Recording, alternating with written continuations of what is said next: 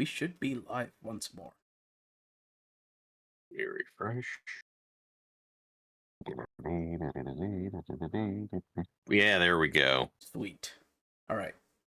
We have had some scuff. So it turns out, also the same reason why the other track was cropped is for reasons unknown to me. OBS decided that 720p was enough for anyone. Never asked me, never told me it was doing it. Just 720p. One loud, one very quiet. Well, At least I can they're asking you to turn yourself up, Turtle. be. Yep. Interesting. Look, man, I'm just relaying what chat says. Thank you. Appreciate it. Just I haven't updated OBS specifically to try and avoid stream scuff.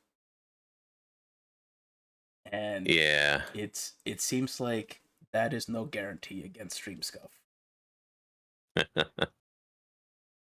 Is this better? Am I better? Am I clearer? Redeemed Orc Slayer has redeemed a pet. I don't know what. Illy, no, I'm not sick. It's just my voice does the grumbly sometimes. That's okay. It's the wrestling voice. Okay. Let's not. You know what? Sure. At this point, why bother trying to argue? We'll just go with it. I mean, I will say, it's one of the coolest things someone could have done. It's be a pro wrestler. In my very small but humble opinion. That's very kind of you to say. I don't mean to be taking away from your stream with any of my aggrandizement stuff. Oh, no, it's always welcome. And turn this down. After some learnings that I did. Oh, okay. So, all right, what are we doing after half an hour of faffing around? Oh, just like 10-15 minutes. Okay, 15 minutes of faffing around. We're back in Talladega. Oh. All right, is this a day race or a night race? The day race, but I think it's something very special. Is this a ballad of Cal Naughton Jr.? It is before the ballad of Cal Naughton Jr. Why is there no? Where there's the other drivers. Okay.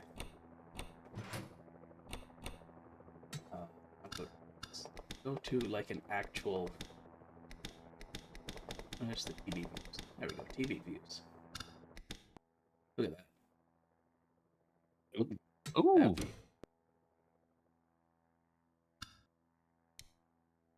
I do like that the helicopter view has the helicopter noise. It does, yes. Just ignore the fact that they're driving on the ground. It's fine. It's fine. That's. I mean, that's how you do the Earnhardt, is you pass in the grass, right? Yeah, that's what he did at Riverside. Which. So, did him doing that institute a like a rule change, saying like you can't be doing that no more, or was he just the notable one to pull it off? He was the notable one to pull it off. NASCAR has very historically played fast and loose with track limits. Which is why even today, like if you watch them race at Coda or Circuit of the Americas, in Texas, it's they just drive over like the marked off sections of the track. It's like you can't go here, and they just drive there.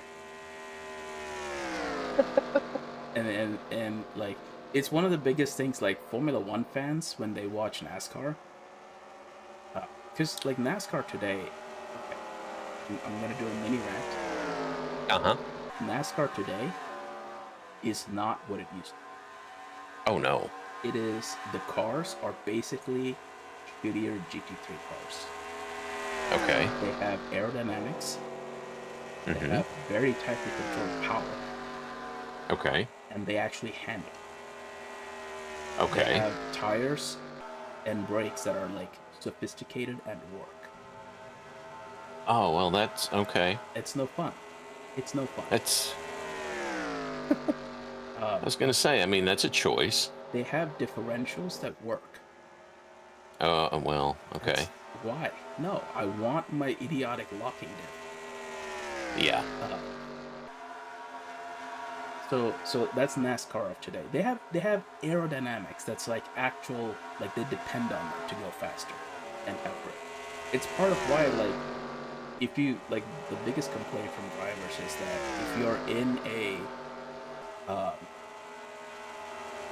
if you are trying to race in a pack, the Mm-hmm. minute you get out of the train, you just lose all your positions. You cannot Oh, leave the yeah. train and make up spots. No. No, that's not gonna happen. Uh,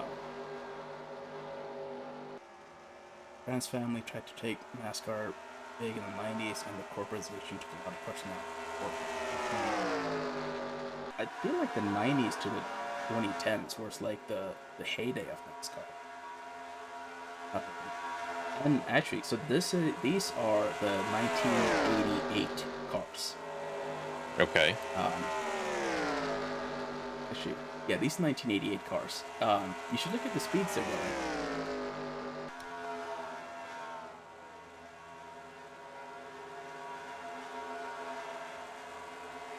Modern NASCAR is racing at proper racetracks nowadays. Yeah, so they do need brakes that work.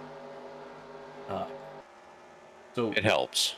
it's yeah, they're, and again, like, they're doing that to attract a lot of the Formula One fans, people that like to watch more road course racing, which is great. More.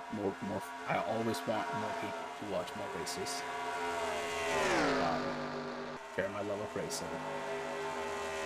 And when they go see NASCAR race at Circuit of the Americas, they're like, "That's why is no one getting like pinged for track limits?"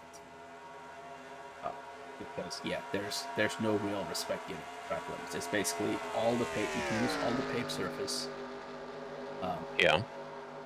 As long as you think it'll give you an advantage. Okay. So like where the banking intersects the flat, Yeah. if you go down there, your car's gonna spin. So people don't go down there, and that's the Right. only reason people don't go. It's because the cars will spin. Yeah.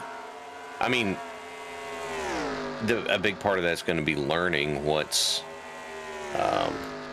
going to be learning what you can and can't get away with, and the people who have learned that process are going to do better. Indeed. So Yeah. what I want to do for today, because this might be one of the last NASCAR things that I do for a living, is last week we did the Aero cars at Valley for the 1970 season. And that year instituted a number of rule changes that basically killed the Aero cars. Okay.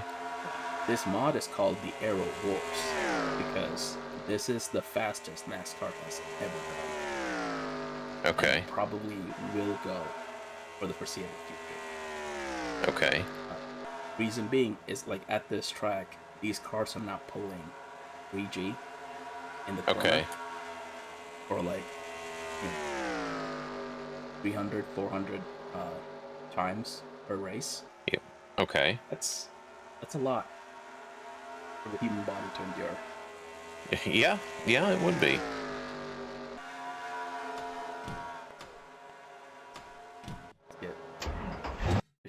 I should make sure I should have a set. That would be.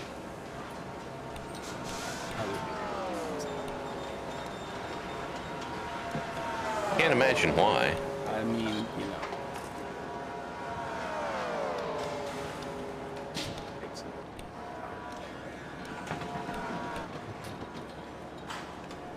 So would a caution lap sign, do you think that ought to be in green or yellow?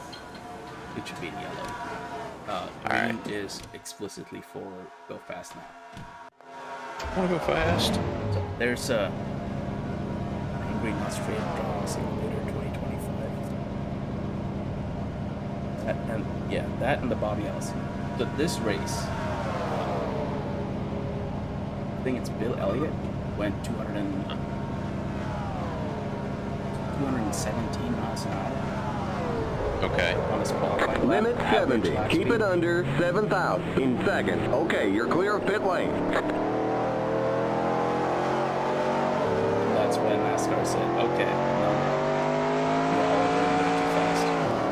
We've had enough of this. People are going to die. Yeah, basically.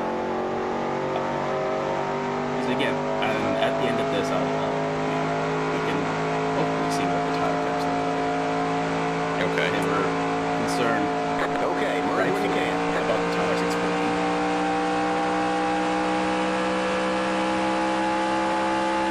So, restrictor plates. After the 87-year restrictor plates. Car outside. Clear outside. Right? Car outside. And this car really does evolve Still there. when the tires get warm. And as fast as we're going, Keep low. it doesn't take long for the tires to get warm. Clear. You No. know, I remember the first time someone explained to me why they did the wibbly wobbly drivey backy forthy thing. I'm And I was like, not sure that actually does anything Outside. outside of like make the drivers feel better. Clear outside. not anymore, huh? I don't know if it ever did anything, to be honest. Oh, Like, okay. So The explanation I had was that it kept the tires from cooling off, so that when you were doing this, if the tires didn't cool off, then you weren't losing grip. yes, so that part is true. You have to keep the tires Okay. within an operating temperature. The problem, and the only way to keep your tires and the operating temperature of the tires is a function of Okay. how much heat the tire is losing versus how much energy is being put through the tires.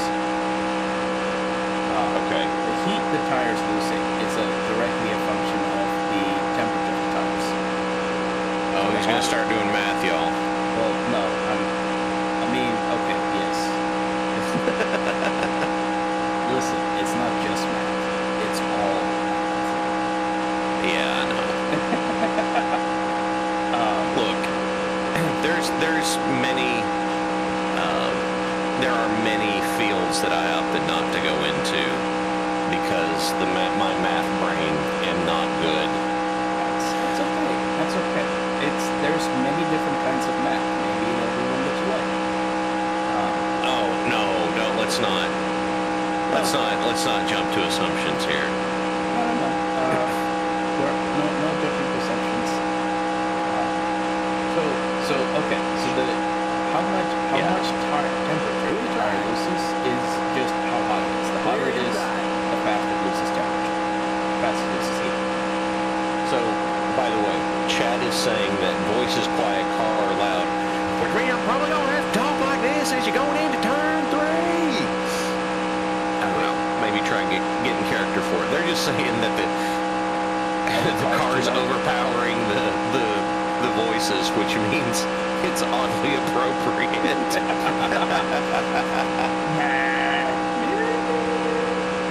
Okay. Alright, I can fix this. I can fix this. Eventually. Eventually. Actually, wait, no, I can fix this on a straight. Oh wow. Okay. Bold move, Cotton. Let's say some people are saying that it's funny for it to be this way. So bold move, Cotton. Let's see how it pays off for him. Yeah, I imagine it is kind of hard to listen to, though. Yeah. How's this? But Is this better? oh my gosh, this mad lad! He took his hands off the wheel on the straight. I kept one hand on the wheel on the straight. Oh, I one had hand to. on the wheel. I had to because I had to turn right to go straight. Yes, I believe you did mention that. Which means that he's making a left turn meme actually doesn't work because they're having to turn right more than they turn left almost. I mean, with as long as the banks or the turns are on this track, I suppose that's true. it's probably close. It's probably like 45% is turn, 55% is straight. Which is an insane ratio. It is. And I cannot imagine the kind of toll it takes on your body with, I mean, that kind of focus for that long under those conditions, with how dangerous it is. It's... Oh, big pass. Ooh, almost tapped the wall a little bit there. Lost at 3 mile an hour, tapping the wall. Yeah, we can't have that because that ain't rubbing. I dropped from 228 to 225, which is still, I think this is still faster than they went, but yeah. Yeah.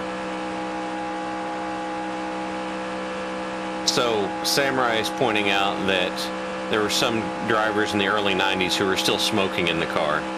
And the funniest professional sports name that I can ever think of, Dick Trickle, did that for his entire career. He might be in this.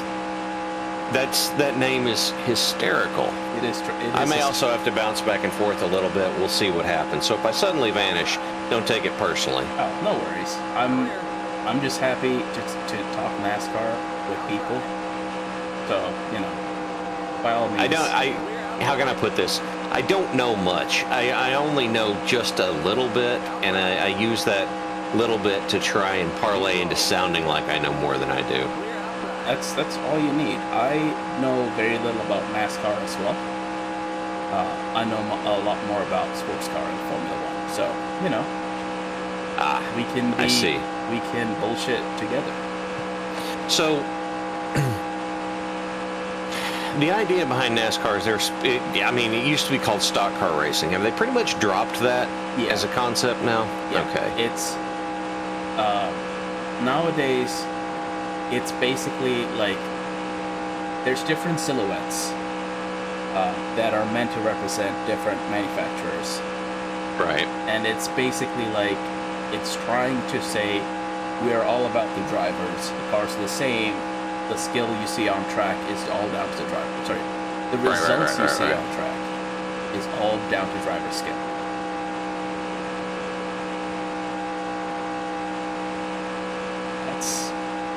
That's a take.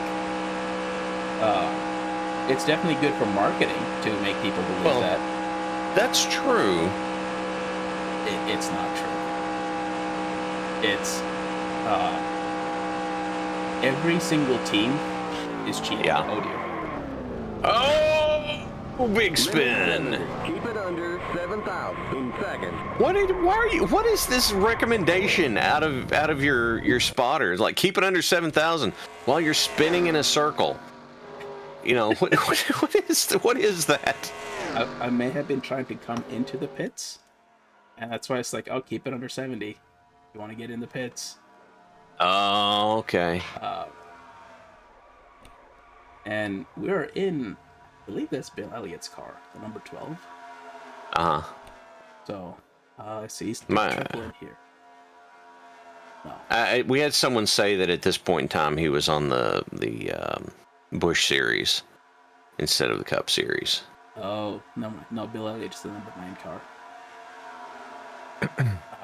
Yeah, I took the last turn a little bit too wide, clipped the wall, and into the nether zone I went. Someone came up and took the air off your spoiler. They did. The speed from was up. Nice. Straight to Shadow Realm. So here's what I wanted to point out. Right front tire, 300 degrees. This is all fire. Right rear tire, 300 degrees. Left front, left sides are all like 260. 260, yeah. Yeah. These are... So rubber does an interesting thing called reversion, which is where it starts to break down and become back to its uncured state.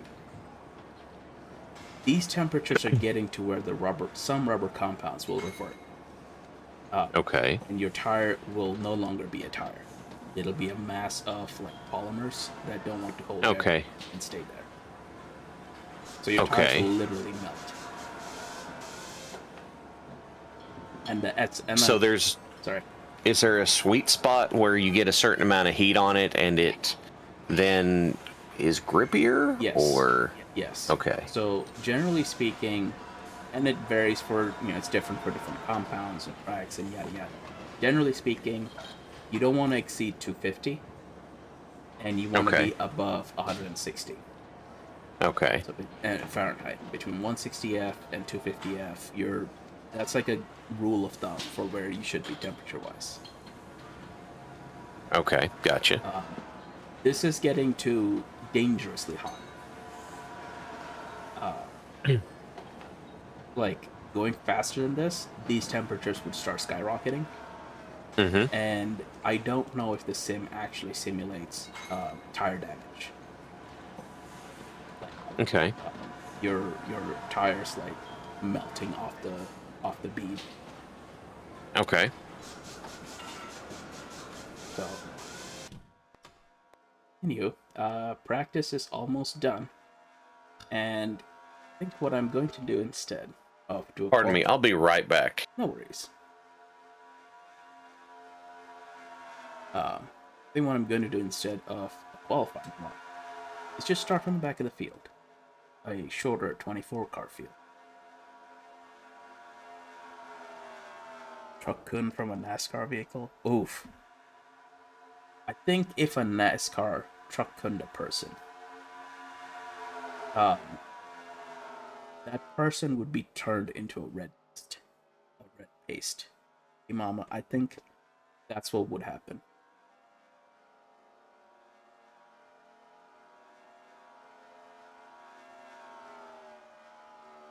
And I can turn the audio down a little bit more so it's easier to hear me. Don't say that too loud, Night Owl might hear. I mean, these cars doing a truck kun, I would not. That's why there's rules on. Like if you ever go to a race, you'll see rules on cold pits, hot pits, cold track, hot track, and different like statuses. If the track's hot, no one is allowed on track.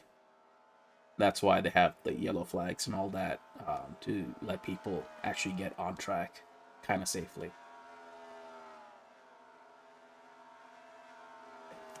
Let's get some drink.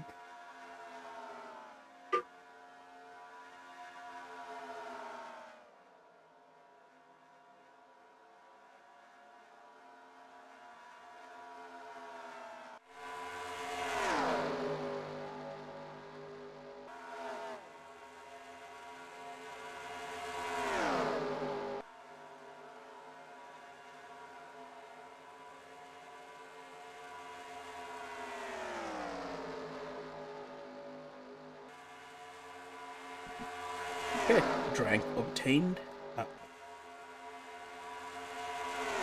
And yeah, chat, if I am unable to get to you, I apologize. When you're in the heat of the... sometimes it's very easy to go from okay to dead, as you just saw when I tried to enter the pits. So, let us do a last to wherever we end up. And see what happens. Probably last again.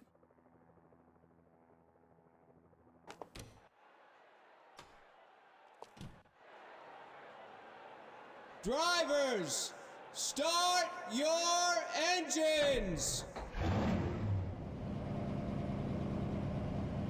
Behind Jay McDuffie in the 10 car. We're alongside Jay McDuffie in the 10 car. Oh, that's a 70 car.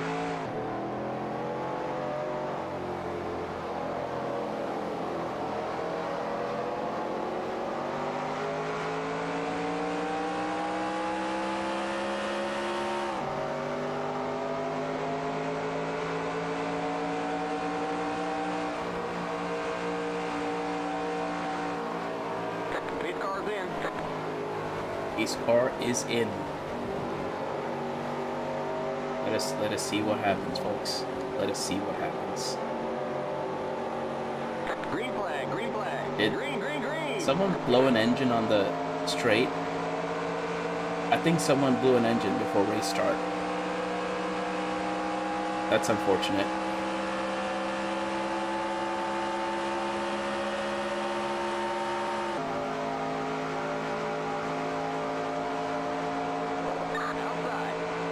Red Baron frozen pizza. I don't know if I've ever had Red Baron frozen pizza. You're on the bottom, 3 wide. Outside. Stay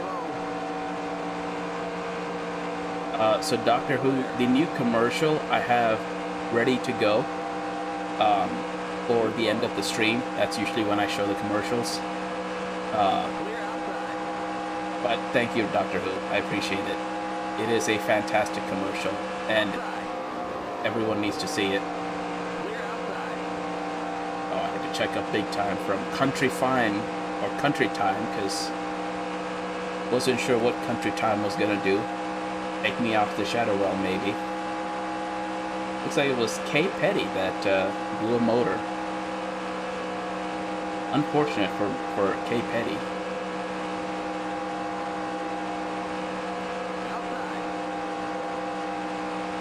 Still there. Someone else blew a motor. Everyone's blowing motors. Clear.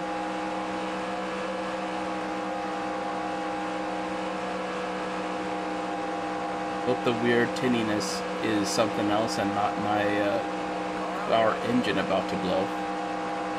Keep low.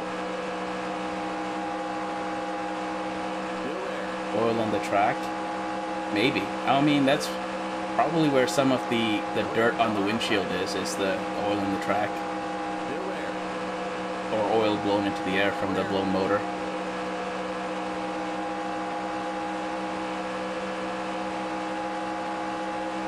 Oh, let's see, what position are we in? We've gained a few spots.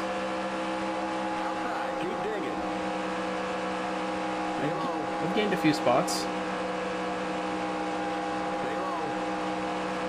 We're doing alright. Clear outside. Oh, car's definitely starting to understeer. Sorry, be tight. We don't... Oh dear. Outside. Mr. 75 Valvoline car. Still there. Stay low.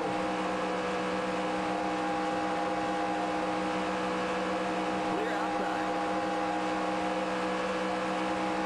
Alright, Skull.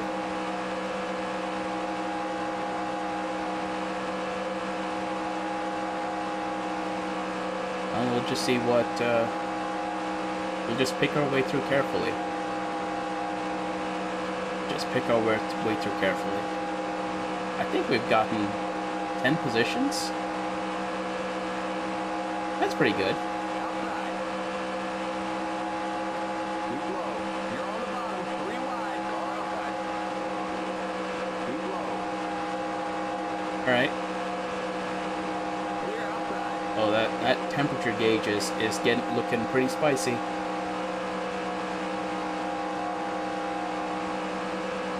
It's not quite at the concern zone yet, but don't want it getting much hotter. Well, you can. There's a little bit. You can get hotter. 228 is about as hot as you want your engine to get. Keep low. Don't want. You definitely don't want it going above 240.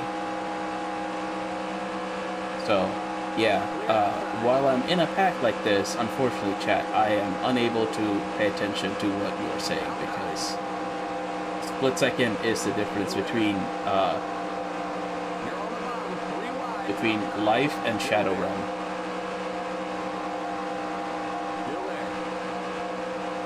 So, You're on the bottom. 3 wide. Clear all round. Keep digging. You're in the top 10. well, that just happened.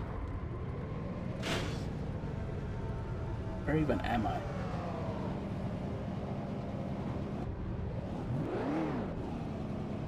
Got one stopped up high.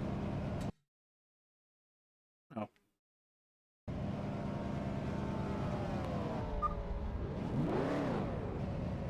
Yep, someone blew a motor in front of me and wrecked. And now I am in the. Now I'm doing the. What is that movie?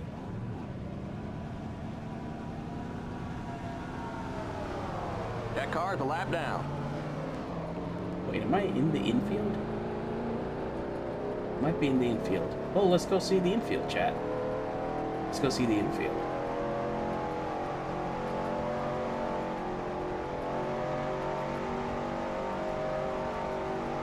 I don't think I'm supposed to be here. Is an exit? Yes, it is.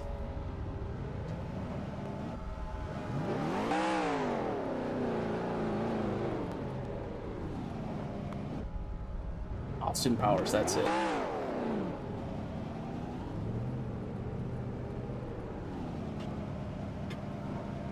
And these tires are, or these brakes are garbage.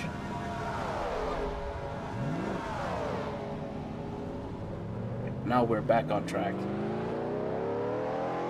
Now we are cooking with gas.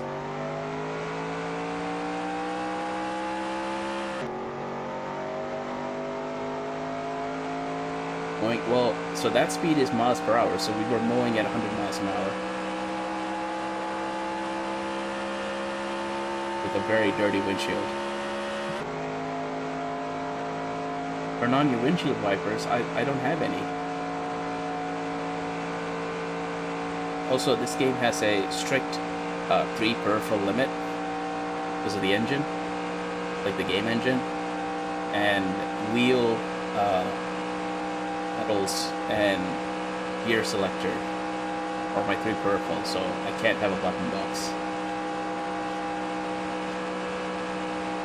What they would do, like if I went into the pits, is there's tear-offs that go across the screen, so they'll just rip a tear-off off, and I'll have a fresh new screen.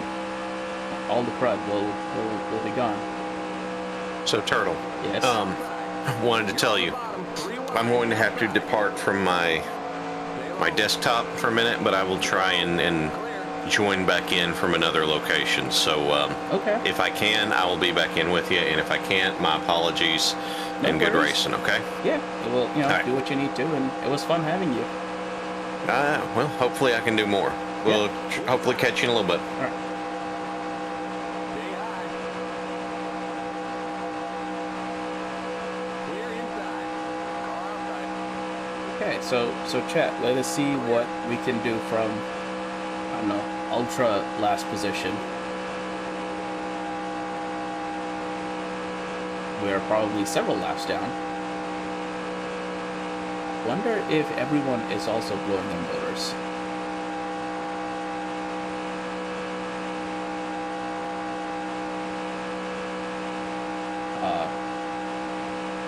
But that was just unfortunate, like someone blowing their engine in front of us and then not getting out in time, or not dipping down.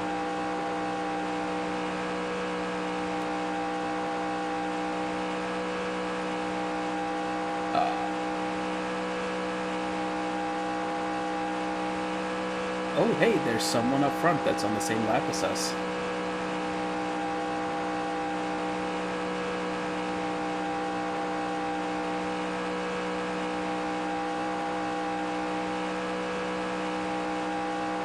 Let's see what we can do.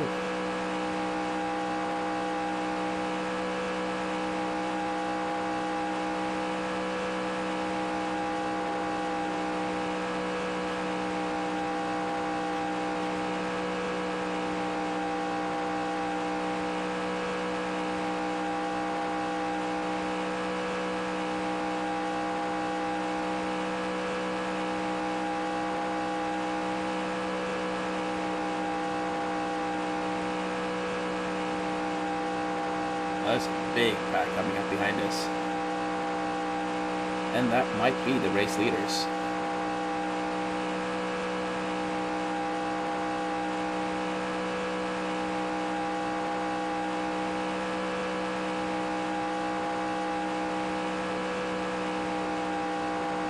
And you know, maybe someone else will run into some trouble as we go along, and we can pick up some positions. Dirty window racing? Hell yeah. Well, a lot of this dirty window is from mowing the grass, as we took a brief tour of the infield. A brief unintentional tour of the infield. And someone else blew an engine in front of us. Spraying oil and what used to be previously within the engine onto our windshield.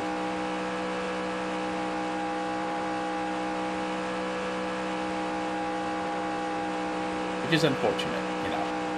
That's a touch unfortunate.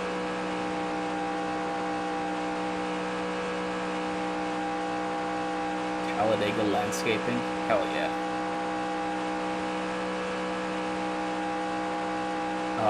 There are, by the way, mower races. Because I'm pretty convinced that there's enough of us weirdos that if you give us anything that's powered by itself or moves under its own power, we're going to try and race it. Sometimes it doesn't even have to be under its own power. We'll just see something and be like, let's race these. So there are lawnmower races, ride-on lawnmower races. Honda has I believe they have one of the best winning records in the riding lawnmower races. There are also bar stool races. You should look up a bar stool racer. It is as insane as it sounds, and probably the most dangerous thing I've ever seen. They race them too. They race them in parking lots, and I'm pretty sure there's like at least one broken bone per race.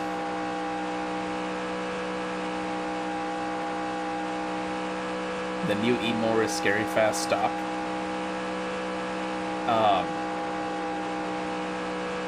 I think like the ride-on mowers, because the electric ones, they have that like instantaneous torque as soon as you press the go pedal. I think it's that like initial like hit of acceleration that can be kind of scary. What's the top speed of it if you measured it?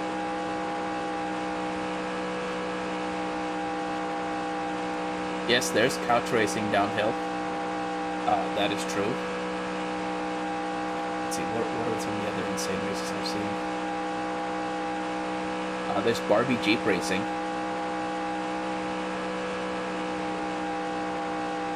Barbie Jeep racing is pretty extreme. Some of it is even called extreme Barbie Jeep racing. That's one of my favorites. Yes, Barbie Jeep racing. You heard me right there, Flex. 20 laps to go. You should look up Barbie Jeep racing.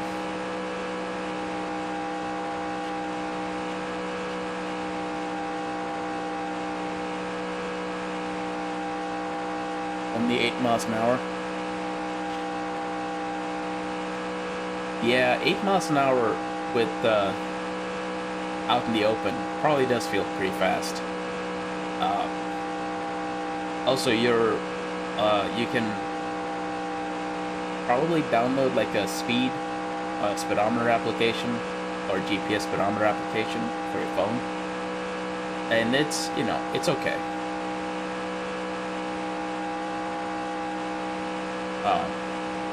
If you have a bicycle that you try and measure the speed of, that can also be that can be pretty accurate at lower speeds. Yeah, I'm slowly catching up to, you know, the guy in front, but yeah, if I was in the draft, I'd be catching up much faster. I'm missing about 10 miles an hour from not being in the draft. But, Hey, Turtle. hey, it's a house of All right. We're gonna try this. Yeah. We're gonna see how well this works. How is the audio chat? Are we both loud enough to be heard over the engine, the V8 ASMR. Sounds like he's the one driving. I am currently on my headset through my phone, so that yeah, I'm not using my usual setup, but I'm keeping an eye on my kids. Ooh. How's the car is mobile? Is a mobile. He is moving around. I mean, it's a, I don't know, maybe it is a beautiful Sunday where you are. Here it is cold, raining, and dreary. It is threatening to rain, but the temperature's Ooh, awesome. So yeah, it's like upper 60s, but it's menacing the down. There's going to be storms tonight. Hopefully it won't affect us. I don't know, right around 9 o'clock Eastern, when there might be a show going, but we'll see. If there is, in fact, storms, then hopefully it stays, pretty mild. And the show, in fact, does go on. The that is the goal. Continues. Yes, it is. So, tell me, Turtle, what out of everybody from this era? Mm-hmm. I mean, we've established that Tony Stewart was not not a friendly dude, but who's your? Did you have a favorite driver of the era this game is set in? Not the era this game is set in. My favorite driver joined, I think, later. Okay. But it is Juan Pablo Montoya. Did he get into racing because someone defeated his father and they must prepare to die? I mean, maybe, because he started his career, or at least like the big portion of his career, in Formula One. Where he raced for BMW Sauber, which BMW Sauber was an interesting team. They had one of the fastest cars briefly. So when the engine didn't blow itself up, it was the fastest car on track. At any given race, that engine had like a 60% chance of blowing up. Oh. So yeah, like you watch BMW Sauber's results, it's like first, second, DNF. So dude was straight up riding the lightning, huh? Yeah, pretty much. He was fast as hell. And then he came to NASCAR after that, after Formula One. I think in that era, NASCAR paid more than Formula One did for the drivers. Now it's switched around. Okay. Although, I think Montoya's biggest claim to fame, though, is I think he's the only person that wrecked out a jet dryer under caution.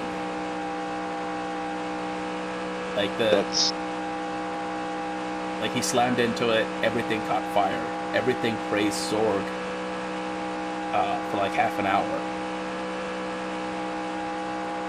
So not only was he one of the nicest people, he also praised Zorg. Oh, well, okay, I get that. What's that? What's not? So, sorry. No.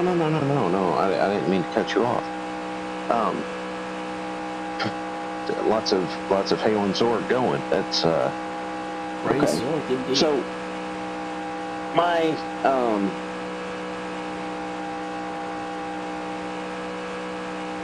for the era this is set in, I was a Dale Senior fan because frankly, I just thought the guy was cool as hell. Earnhardt Senior. Yeah. Okay. The number 3 car. I was not a praise Hale, praise Dale kind of guy. I just thought he was really cool, and so that's the guy I was cheering.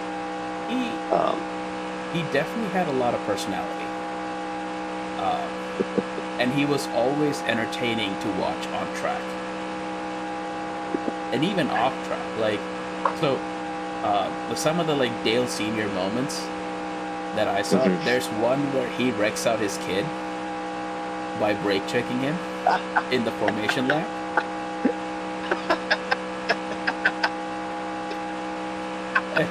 And it's I like, never saw that. Because it's him and Junior like back to back in the formation lap, and Yeah. for no reason, Yeah. no clear reason, the senior checks up, and Junior drives into the back of him and wrecks his car. Yeah. Like the bodywork's all Yeah. crumbled. And That wrecked junior or senior? Junior, senior was in front. Yeah. I wasn't sure how much damage it would have done to senior. I don't think it did much of anything to senior. I think he kept going. I imagine that was teaching him a lesson. Car inside. Clear inside. We got just 10 more to go. Almost definitely, Yeah. but it was so funny. It was so funny to watch. Yeah. And I don't remember if it was like if the announcer said it, but I think it was one of the announcers was like, "Are we sure senior didn't just brake check junior?" And then some of the other announcers were like, "Well, maybe he saw something in front and then he had to brake." Were they on the same team? I think so. So it wouldn't have been. It seems unlikely that he would have been wrecking him out just to do it. That car's a lap down. Although, I mean, I have no idea. that also might have been Dale sending us. He might have been putting a signal out to the rest of the track, like, I do this to my own kid, what am I going to do to you? Yeah. If you mess with me, this. Yeah, here's an example. Now, I know that there are rumblings that in the first Cars movie, Chick Hicks is supposed to be based off of Dale Earnhardt. And I'm like, obviously, King is based off of Richard Petty. Right. But they're like, no, it's Earnhardt. I'm like, is it? Because I'm... You can see, like, there's shades of Earnhardt in the Chick character. Hicks. Yeah. So one of the things that I noticed about Earnhardt is he was very willing to use every means at his disposal to win or get ahead. He would dump you out. He would basically nudge you. I shouldn't say he would dump you out. He would nudge you. He would go right up to limit. Yeah. Of good driving, good racing, I should say. But conversely, he didn't really appreciate, he would get very heated if someone else did it to him. Okay. So, it was, I can see shades of Earnhardt in the character. But I think he's more of like a composite of several drivers. Probably. By no means was Earnhardt the most the worst for that. No, I think we settled that was Tony Stewart previously. Yeah. I can't talk about it on stream, but yeah, off stream some of the That's stories. all right. Yeah. So, funny little quirk on this as well is that I got oddly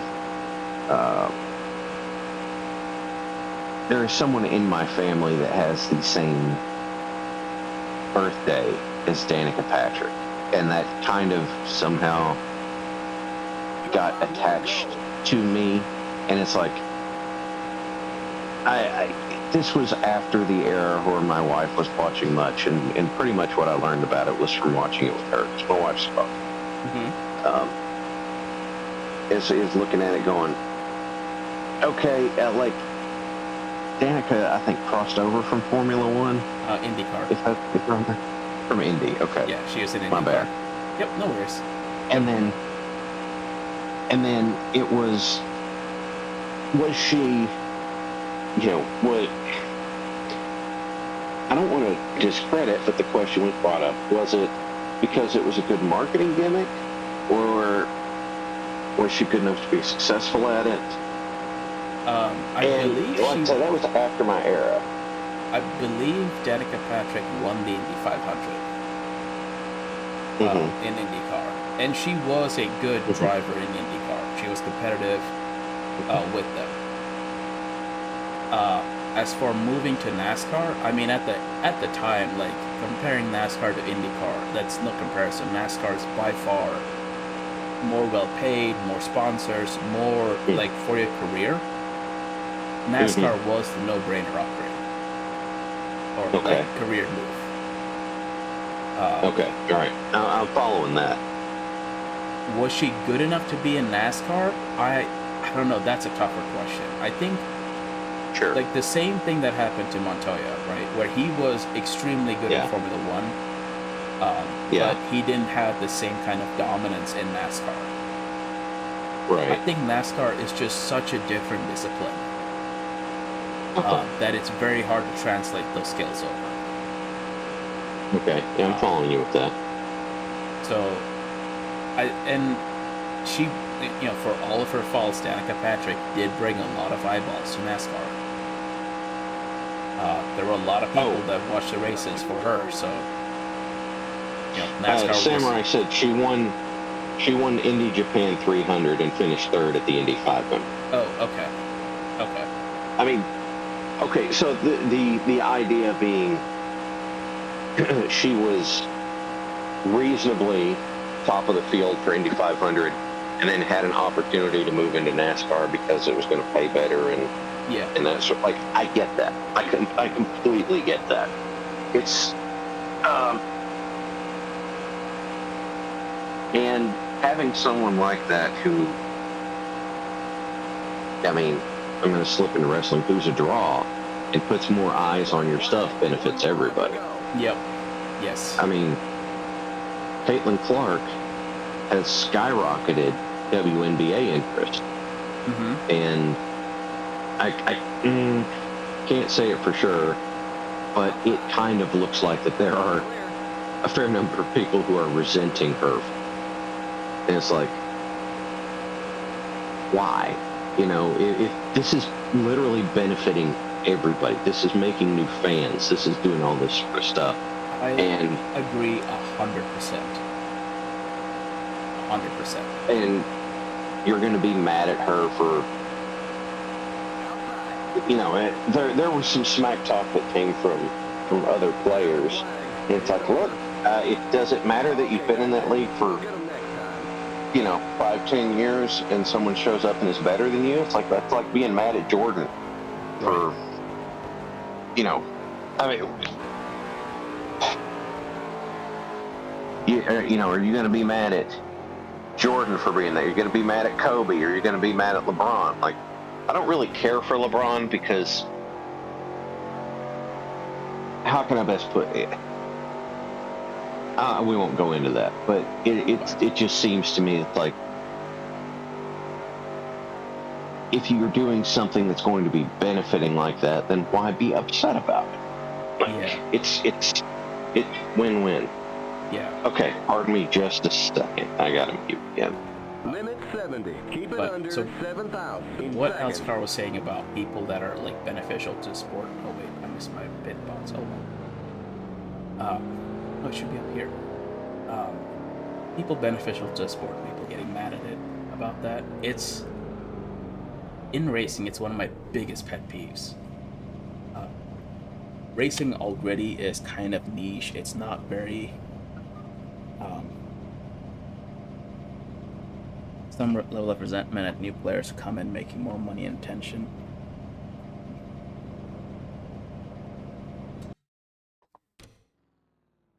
Yeah, that's true. Um, only 5 cars finished on 6 cars finished on a lead lap. Wow, that's a lot. That's yeah, that's a. That's a lot of attrition. Camshaft Were 6. you eating them up or what? I was getting, I think, like maybe a tenth per lap. I was eating into Okay. 19. Oh, Ether the Booze Wizards. Nice. Hey, And Ether. thank you. Thank you. I think they were getting Yeah, robbed compared to what the owners were making. Oh yeah, oh yeah. I am of the opinion that Ether is a good dude. He is a good dude. He's a nice dude. Yes, Ether, Ether, um, Ether did not. When last I met Ether, he was doing a particular challenge, and then the way that I rose to that challenge could have been objectionable, but he appreciated it for what it was. So Ether is a good dude in my book. Indeed, Ether is a nice dude. Yes. Baseball owners got taken to court for collusion against free agency. Indeed. But Yeah. so one of my biggest pet peeves, and this does kind of Hmm. hit on the Danica Patrick thing, is Hmm. um, like whenever there's a woman that comes into a racing field, she faces so many uphill battles. It's not even funny. Hmm. It's just like it's. I mean, to me, it's like it's mind blowing. Like half the population are women, and where are all the women? And Yeah. then it's like, oh well, she's not good enough. She doesn't have the upper body strength. Like these cars have power steering. It's just frustrating. And but personal, like when I go to track days, and there are more women doing track days, which I am so grateful for. Um, but it's always some neckbeard that comes up and is like, oh, you like cars? Name every Ferrari. Like fuck off. Quit gatekeeping. Welcome people to our fucking weird obsession with a really expensive hobby. Um, yeah, I hate that attitude. Um, it grinds my gears, as you may be able to tell. Well, Bill Elliott eked out a win at Talladega. Uh, okay. So to go with what you were saying, Mm-hmm. the reason that I asked about Danica was not okay. I myself don't care. Mm-hmm. If you can do it, do it. Mm-hmm. I didn't know though. That's why I was looking for clarifications because I didn't know. I heard discourse at the time, and some Mm-hmm. of it was what you were talking about. But my answer is who cares? And I think that it's more. I don't want my favorite to get beat by a girl because of these opinions I have. It's like, well, then maybe your favorite ought to step up and get better. Yeah. You Yeah. know, Maybe they need to I cheat would better than love, she's cheating. I would love to be able to do track days. I don't make enough money to be able to have Yeah. a It's car for that. You know, it is an expensive hobby. There's no getting. it is. Fortunately, it is an And expensive hobby. yeah, and I am a slow car fast guy Mm-hmm. because I would rather drive a slower car faster because it's more. I would rather hug turns than I would, you know, hit speeds. I'm sorry, give me a moment. No worries. Um, yeah, Cookie Mama. That was me for a minute. Um, I shall calm back down. Shall bring it back to calmness. Gatekeeping will kill a hobby slowly. Yeah, they're rough on their new folks, then bitch all day that we need new blood. You know, it's funny because gatekeeping doesn't just gatekeeping exists in everything, not just hobbies. You get that in Mm-hmm. not to be whatever, but it's um you get that in churches, you get that in charity groups, you get that in social clubs, and then they're like, well, why aren't we getting new people? It's like because you're being a jerk to everybody who comes and tries to join, Yeah. and it's like, or it's like, oh yeah, we're glad you're here, and then you offload the scut work to them, Mm-hmm. and um, it's like, oh, so you don't, and they don't realize that the message you're sending is I'm going to give you this because it's beneath me to do, but you can do it, which is another way of saying I don't want you here. Yeah. Or It's not, hey. or the You know, other way I've seen it is like the hazing. Like, oh, yeah, everyone new has to do this war. no, that's crap because that attitude did prevail. But what's happened is from millennials forward is that it's been taken as a okay, you are telling me you don't want me here, Mm-hmm. Drivers, start as opposed your to saying, look, engines! like quote unquote, pay your dues or something like that. That might work in a professional setting where you're working your way up, but if it's a social thing or a charity thing or something like that, doing that only drives people away. Yes. And whenever you do this because I've done it for long enough that I'm not going to do it anymore, or because it's the crap work and I don't want to do it, like that sort of stuff is very clearly a way of driving folks off. Yeah. And Yep. Cookie had put in chat that she saw that from boomers and the silent generation. Yeah, probably. And that's going to be one of those generational changes. It's like, no, this does not work. Right. Because they're not going to do something, quote unquote, because that's what you're supposed to do. They're going to do it because this is something I want to be a part of, but if they're not wanted, they're not going to stay. Yep. Yeah. Also, I decided, we talked about the speeds of Talladega and how dangerous it could get. Let's just show how dangerous it could get. Let's do modern, well, this is 2003 era Cup cars. Yeah. Unrestricted at the same track. Uh-oh. I believe I am bottoming out.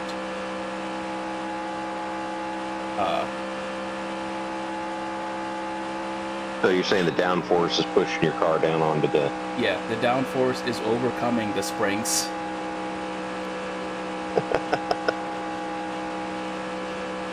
Yep, if you look in the rearview mirror, you'll see sparks. That's yeah. Oh no. Oh yeah. This is. I am definitely in danger. You can see the speeds in the bottom left.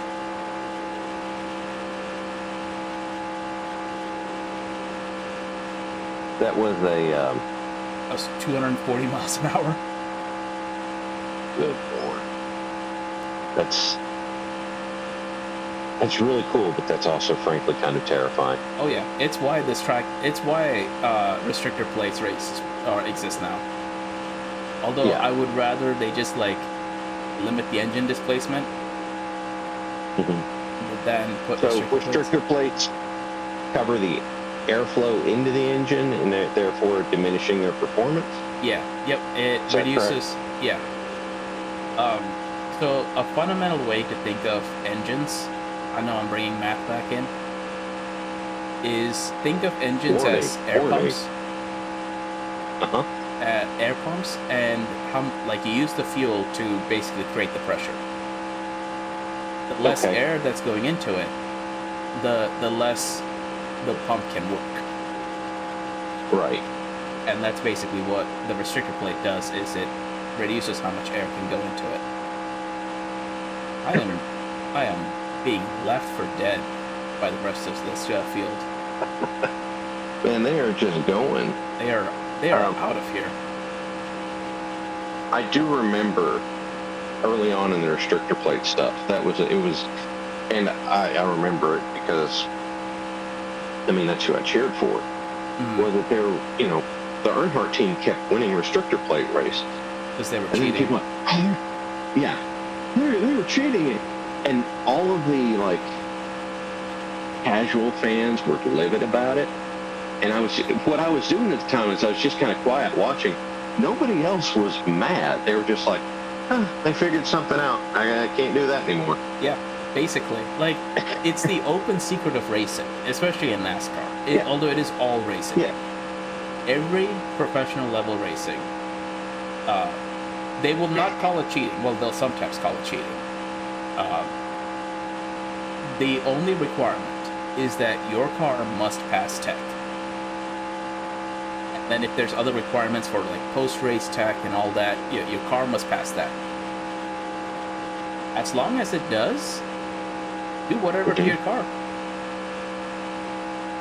Yeah, it goes back to the, and then the last time I was on here with you, we discussed it, but that was the spirit of, NASCAR is the, finding our way around stuff, what's, given that how the damn thing worked was,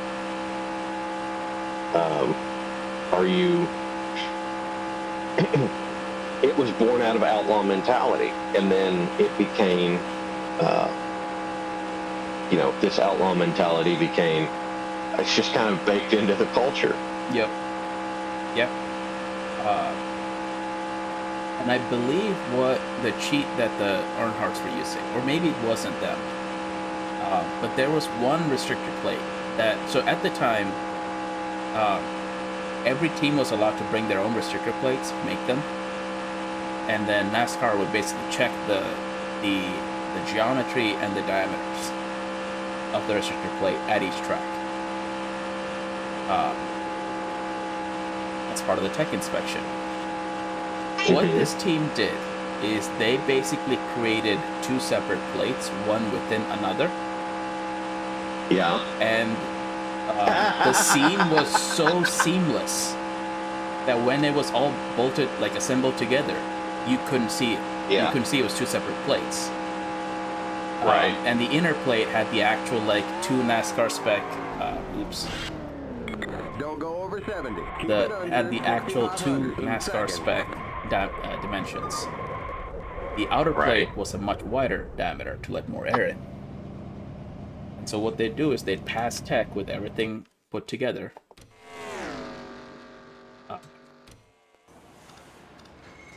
Then go back and then swap it, right? well, no, they just pull the inner plate out for the race, make an extra 50 horsepower. Yeah. And then post-race, they go push the inner plate back in. Yeah. And by the way, Cassis asked. Oh no, please finish your thought. I'm sorry, I don't mean to say. No. And then that was it. Which again, that's in the culture of that particular thing. Yep. Castis asked how Slam Holla prep was going. It's going. We'll see how everything shakes out for that. Slam Holla is the middle of April. It's April 13th. April 13th. Mm-hmm. Excellent.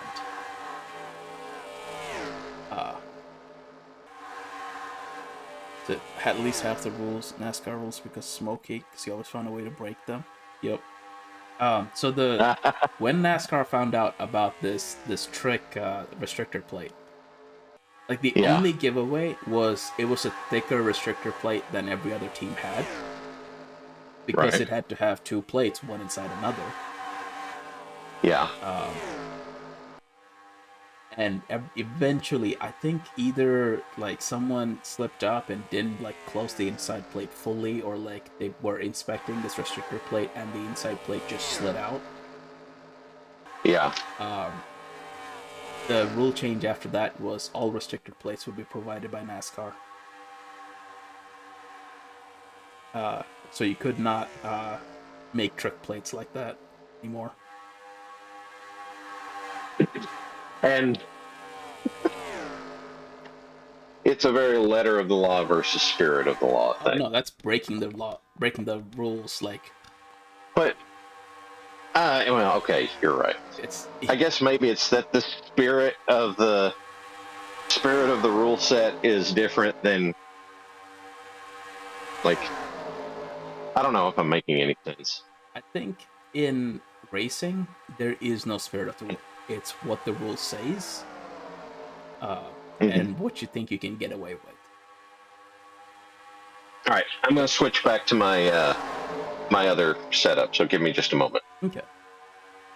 And because I can't keep up with these guys, here's just these.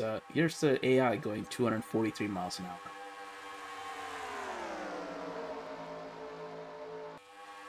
Let's see. I know I mentioned the tire tempers before. Oh, yeah, that's 330, 340. That's definitely getting into tires melting territory. We do not want that, chat. No.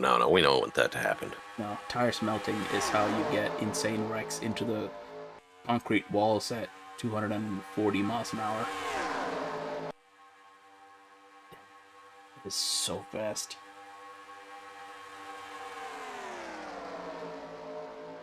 So it's not just NASCAR where everyone's cheating. Every top flight motorsport has someone cheating, or I shouldn't say has someone. They're all cheating to see what they can get away with. Drag racing, Formula One. Oh, there goes. I believe that's Robbie Gould. Oh, there's the big one in the background.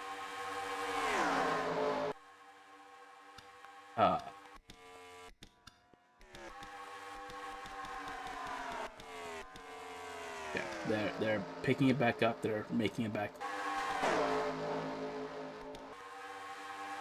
I forgot 243 miles an hour. You're a nation that came from smugglers. I thought America came from the British. There was a lot of smuggling in the early period of American history. Dodging the taxes and imports and all that sort of stuff. Oh, in that sense. Okay. The car's faster than you. Do you understand? Oh, man. Even me as a kid watching that, I was like, really? Is Ferrari going to be that bold-faced about it? That was so And fun. there they were.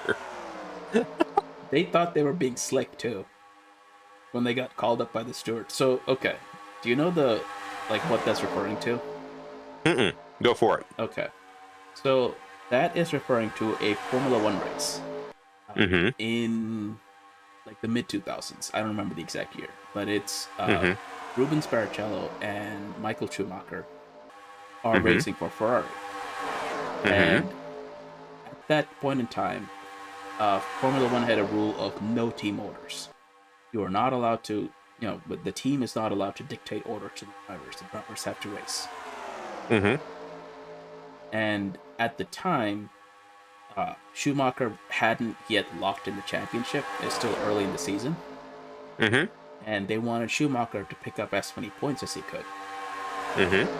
But Barrichello was really leading the race. Like, he had qualified on pole. He had been leading every lap up to that point. Or Massa and Alonso? Was it Massa and Alonso? Okay. Maybe okay. That might, okay. I was thinking of another one. But regardless of the drivers, they're not. Formula One has said no team orders. Okay, the Barrichello Schumacher one was team orders, but that was when it was still allowed. They banned it after that, because Barrichello led every lap, and then at the last corner of the last lap, he basically checked up and let Schumacher win. And it was just gross and disgusting. It was so obvious that they robbed Barrichello. Formula One outlawed team orders. Right. And then later, during this race, Ferrari is trying to get one of their drivers the most points, and tells the other driver that I think it's Alonso, that they said, Alonso is faster than you. Do you understand? They're not allowed to give team orders, and they're telling one driver that the other driver is faster than, and if they understood, because they wanted them to swap places. Right. In the finish order. God. Ferrari thought they were being slick, and when the stewards called him up to be like, "Why did you just give team orders?" Ferrari's like, "We didn't give team orders." Um, the FIA did not buy it and fined them. Yeah. So I would like to pivot and ask a different question. Okay. And this is not racing specific, Okay. but out of, because I suspect you have more experience with this sort of thing than I do. Okay. Let's just say, out of nowhere, that you came into some gigantic windfall, but one of the stipulations was you have to buy a high-end car with it. Okay. What kind of high-end car would you want? And can you tell me why? Okay. Money no object, the car I would buy would be and if there's no stipulations on what I did with it, it would be a Mercedes S65 AMG. Okay. Because that car is dumb. Okay. It is the ultimate like luxury limousine. Not Okay. like stretch limo. It's like it is quiet, it is refined, it has like 300 different like massage settings for the front driver's seat. Okay. It's like being in like the sound system is like being in an orchestra. It's amazing. And then they gave it like a 600 horsepower twin turbocharged V12 that makes over 1,000 pounds-feet of torque. So you get in this car, and it's like it's like being in a coffin. It's that quiet when you're on the Wow. road. That's It okay. is spooky quiet. Because I've been in one. It is spooky quiet inside of it, and you're just driving like 60 miles an hour. It's nothing. It's like you're sitting in a couch. You don't feel the outside world at all. 120 I'd be miles afraid an I'd hour. go to sleep driving that. Well, that's why the driver's seat has 300 different massage modes. But that's also the same car where, like, at one point, the driver was doing 120 and didn't realize it. Just from, like, the speed of the scenery passing by is the only way you could tell how fast you were actually going. Yeah. I remember when Top Gear had James May drive the Veyron around the Nürburgring. He said, I thought I had stopped, and I looked down, and I was getting ready to, like, open the door, and I looked down, and I was still doing 70. Yeah. So that's a phenomenon called velocitation. And that happens regardless of vehicle, because that's definitely happened to me after track day, where I'm going much faster than I think I'm actually going. Yeah. And it's like you get used to a certain, like, things passing you at a certain speed. Yeah. And I don't know, like, it's like the human brain is terrible at judging speeds. It's god awful. Once you get used to a certain speed of things happening, you like, in your brain, you tie that to a certain speed, but that changes. So, like, after track day, I've had the same thing where I think I'm going at, like, city speeds, and I'm going 50.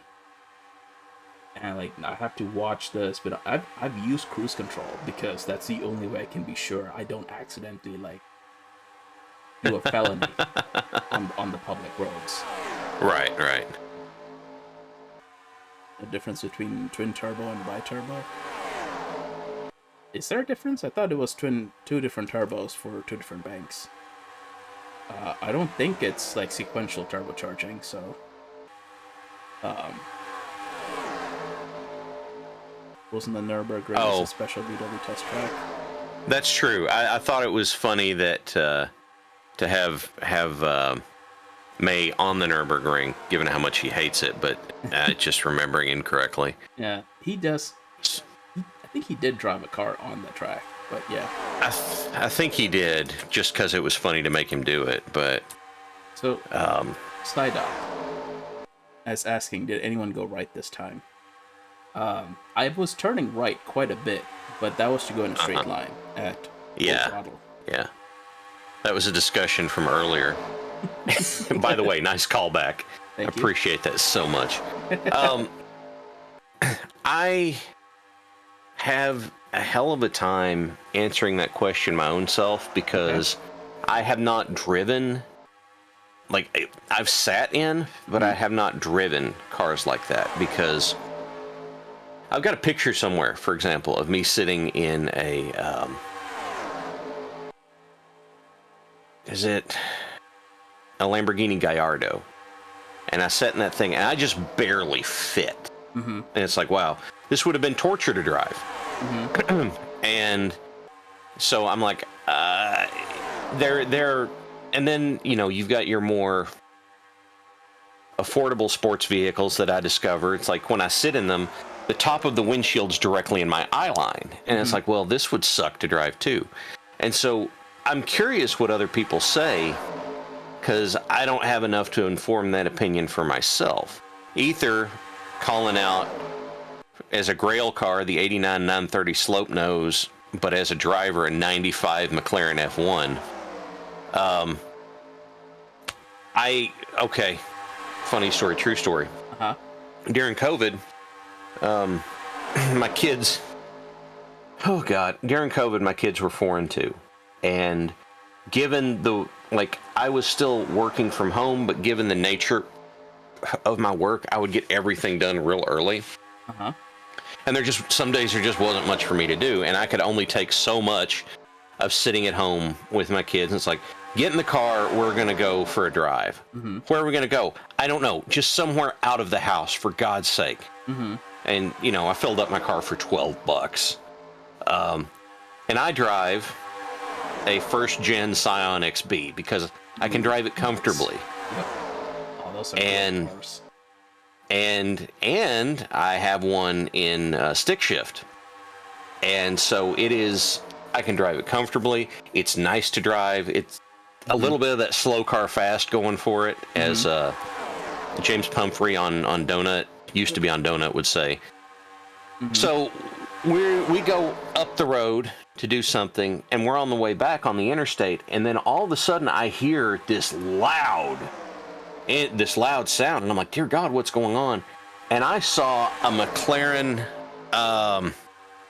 like a later model, and I'm googling it right now because I want to make sure that I'm telling you It's the either correct. MP4 or yeah, one of the later models. Hang on, I'm looking at a car and driver thing right now. This was a I believe, no, those are too new, damn it. Anyway, it had a back profile like a 750 or something like that. Like someone got their, yeah, okay, I think it was a 720. Somebody got their heckin' McLaren out on the interstate to drive it just because it, and I could not get the camera on my phone to pop up fast enough to get a picture before that sucker just left me behind. Yeah. And I was like, I can't prove that I saw a McLaren on the interstate now. I mean, you know, 720 is the so funny story about those McLarens. They are great cars to lease. And what a lot of people were doing is, okay, so McLaren was wanting to be like, we are making so many cars, we are selling so many cars. And so they made a bunch of cars that they thought they would sell, but they didn't sell. And so now they had all these cars that were sitting there, like waiting on dealer lots, some of them for a year. Yeah. And on a normal car, that's awful. It's terrible for the seals, it's terrible for the engine. You just sit there and do nothing. Yeah. On a McLaren, it is terrible. Yeah. And so it wasn't unusual for people to bring, like, they'll buy a McLaren for, like, you know, $250,000. And then within a week, it would need like $100,000 worth of work because the seals would have failed. So now it's and because everything is like, you know, it's so highly stressed. You can't just do an oil change on a McLaren. You've got to like rip the car in half to get to all the oil shit. Yeah. To do an oil change. So you'd easily spend $100,000, and so no one would buy them. Right. But because these cars are sitting on lots, the leases for them kept getting lower and lower and lower until like I knew a bunch of people that would buy these cars on lease, and it would still be like $800 a month. Right. But that's like compared to actually buying it outright, that was Yeah. nothing. And because it was a lease car, McLaren had to do all the repair work on it. Yeah. And So then that's- at the end, they just gave it back and said, well, that was fun. Yeah, pretty much. Or like, I mean, they spent $800 a month for 3 years and had their fun with it. And Yeah. if you've got $800 a month for disposable money, there's a few things I can think of that'd be worse ways to spend it on, but not much. Yeah. I mean, if you're being responsible with it and that's what you choose to do, that's what you choose to do. Knock yourself out. Yeah, have fun with it. I'm not. Yeah. And my problem is that anything like that, I would be petrified Yeah. of driving something that nice. Yeah, it's one of the weirdest things. Like, people get used to spending a certain amount of money, or I should like, because for me, like, if I'm spending, like, if I go out to eat, right, I'm looking at like, oh man, this is $20. Do I really want to spend $20 on this? Whereas for other people, it's like, oh, it's like an $800 steak. That's nothing. That's like couch change for me. So Yeah, it'd be nice if I If- can get to a point where $800 a month is nothing for me, but I'm not at that.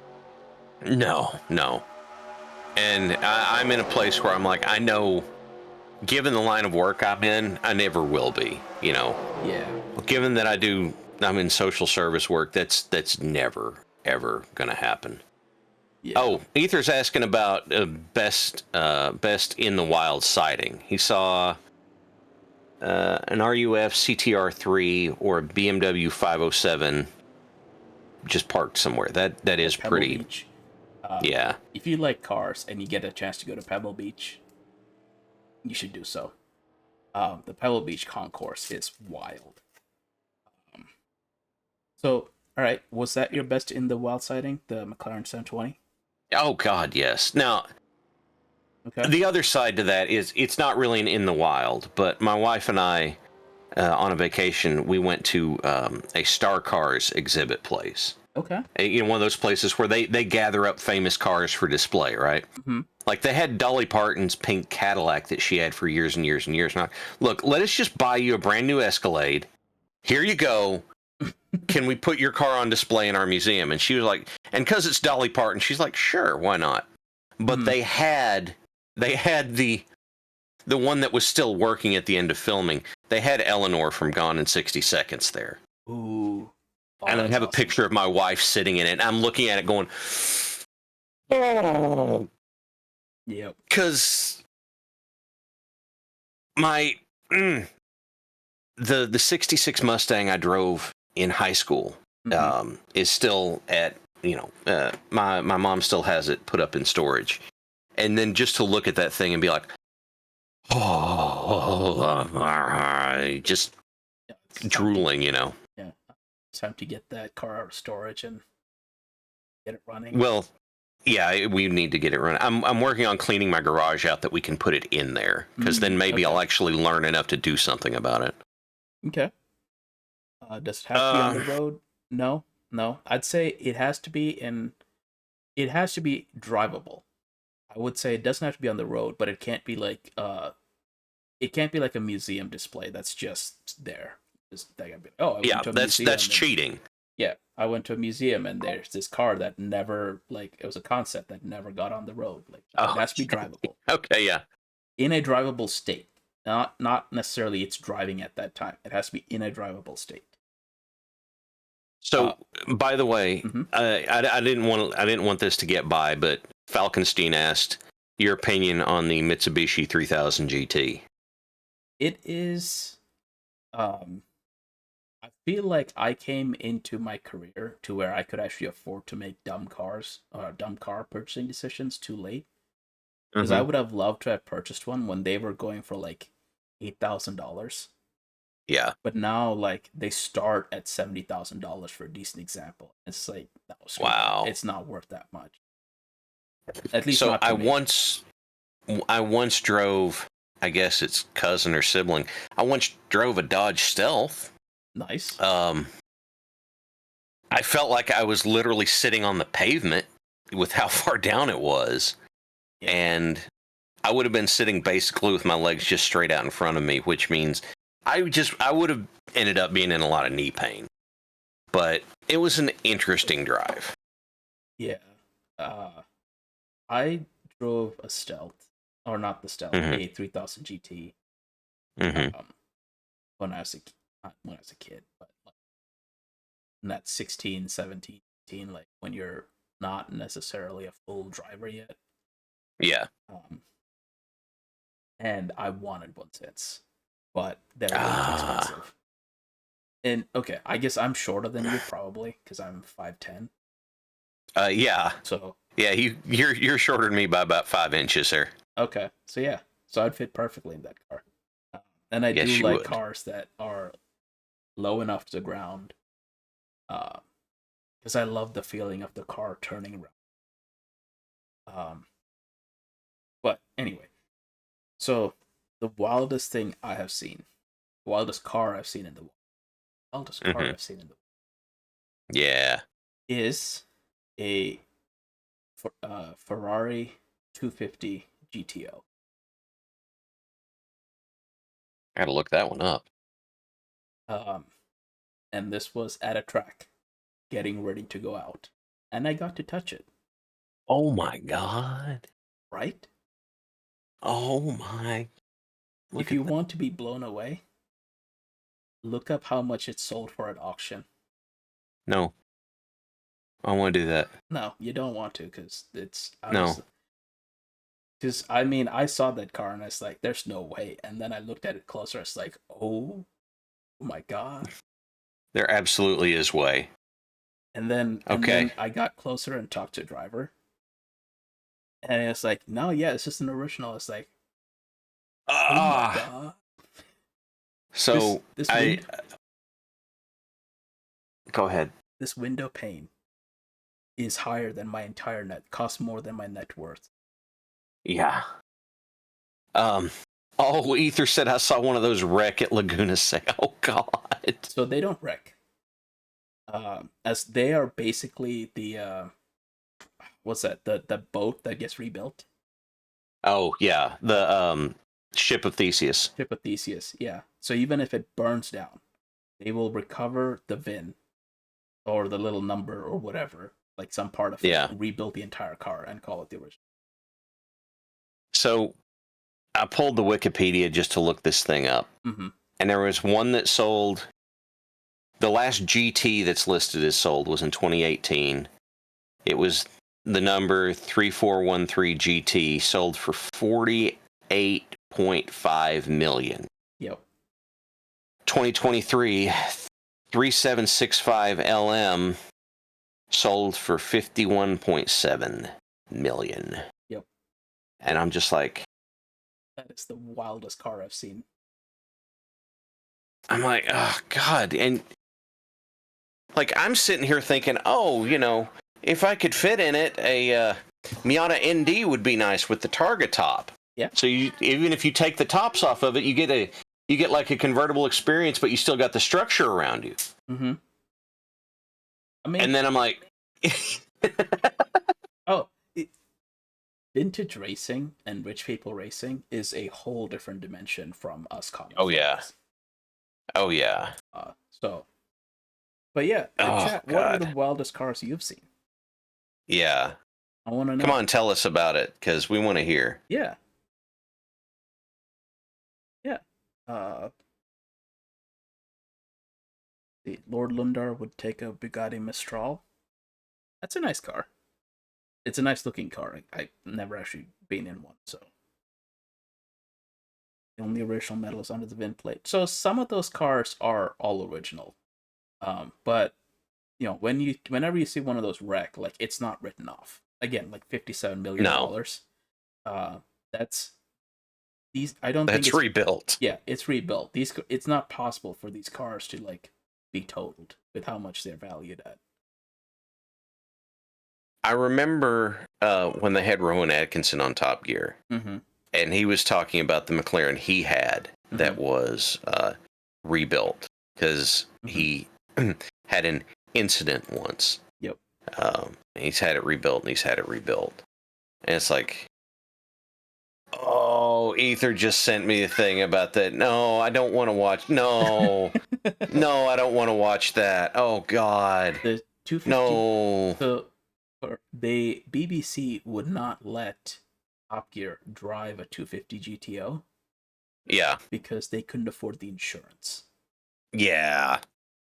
When the entire British Broadcasting Corporation, backed by the British government, Yeah. cannot afford the insurance to drive a car for a day, Yeah. it's a pricey car. Yeah, it is.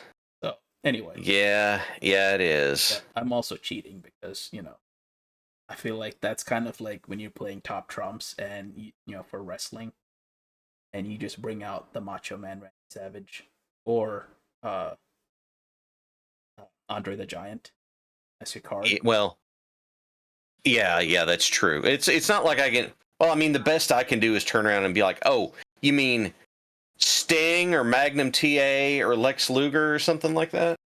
Yeah. When you bring out like the super card that's like better than every other card, and you're like, oh well, fine. Yeah. Yeah, Tom Cruise. Yeah, no, I won't. Oh God. Oh, because it's his. Yeah, that makes sense. Tom Yeah. Cruise. No, it's. Yeah, well, Tom Cruise is Tom Cruise crazy. Just be glad it's him, not you.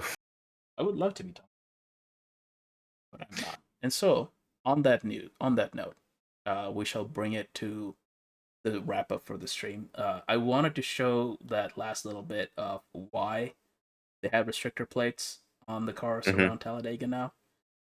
Because no NASCAR doesn't want people going 250 miles an hour. On a banked corner. The tires going like 330C or 330F. Catching some death out of it. Yeah. Yep. They did not. So, no, I get that. I get that. But coming up later today, we shall have Puzzle Pulsar at 4:00. Then a Storm Song, and then it will be Sunday. Yes, indeed, it will. And Fuzzy. And Fuzzy. With the smooth voice. The man with the velvet voice. So that should be fun. Thank you for letting me sit in with you, dude. Yeah, thank you for coming and wrangling chat. I always love talking cars and racing with people. And the invite is always open. So come yeah. Well, as I'm able.